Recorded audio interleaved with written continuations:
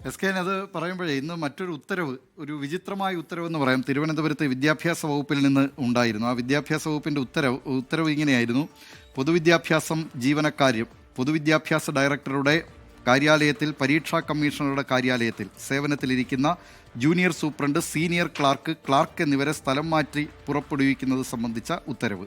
അതിലെ പരാമർശം, അതായത് ഈ ഉത്തരവിന് ആധാരമായിട്ടുള്ള കാര്യം എന്താണെന്ന് അതിൽ തന്നെ രേഖപ്പെടുത്തിയിട്ടുണ്ട്.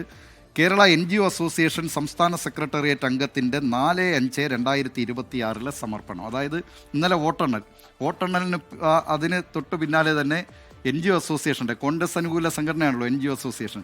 അപ്പോൾ NGO അസോസിയേഷൻ്റെ ഒരു സംസ്ഥാന സെക്രട്ടേറിയറ്റ് അംഗം കൊടുത്ത കത്തിൻ്റെ അടിസ്ഥാനത്തിൽ 5 പേരെ സ്ഥലം മാറ്റിയിരിക്കുകയാണ്. അപ്പോൾ നിലവിൽ പെരുമാറ്റച്ചട്ടം നിലവിലുണ്ട്, 6-ാം തീയതി വരെ ഉണ്ടെന്നാണ് തെരഞ്ഞെടുപ്പ് ഓഫീസർ അറിയിച്ചത്. പക്ഷേ അത് തെരഞ്ഞെടുപ്പുമായി ഡ്യൂട്ടിയിൽ ബന്ധപ്പെട്ടവർക്ക് മാത്രമേ ഉള്ളൂ എന്നാണ് പിന്നീട് അറിയാൻ കഴിഞ്ഞിട്ടുള്ളത്. ഏതായാലും ഇങ്ങനെയൊക്കെ ഈ ഭരണത്തിലേക്ക് എത്തുന്നതിന് മുമ്പ് തന്നെ സംഭവിക്കുന്നു. പോലീസിന്റെ ലോയൽറ്റി ഷിഫ്റ്റ് നമ്മൾ അത്ഭുതകരമാവണ്ണം അപ്പത്തിന് അടിച്ചു കളയും. ഇപ്പൊ ഇന്നലെ പാലക്കാട് സംഘർഷം ഉണ്ടായി. പാലക്കാട് CPM ജില്ലാ കമ്മിറ്റി ഓഫീസിന്റെ അകത്ത് അടിക്കാൻ വരെ പോയി. എന്നിട്ട് കൃഷ്ണദാസ് മുണ്ടുമടക്കുത്തി ഇറങ്ങി എന്നുകൊണ്ട് അകത്ത് കയറില്ല എന്നുള്ളേ ഉള്ളൂ. അവിടുത്തെ നേതാവ് പറയുന്നത് കേട്ടു, പോലീസ് ഓന്ത് നിറം മാറുമോ എന്ന് പറയുന്നത് കേട്ടു.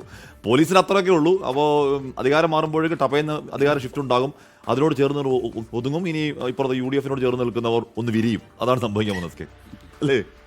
അല്ല, ഒരു സ്ഥലത്ത് വെച്ചിട്ട് നമ്മുടെ ഈ മുഖ്യമന്ത്രി കസേരയ്ക്ക് വേണ്ടിയുള്ള ഒരാള് ഒരു സ്ഥലത്ത് വന്നിറങ്ങിയപ്പം പോലീസ് എസ്കോട്ട് കൊടുക്കുന്നു. ഞാൻ ചോദിച്ചു, ഇദ്ദേഹത്തിന് എസ്കോട്ട് ചിലപ്പോൾ ആയാലോ?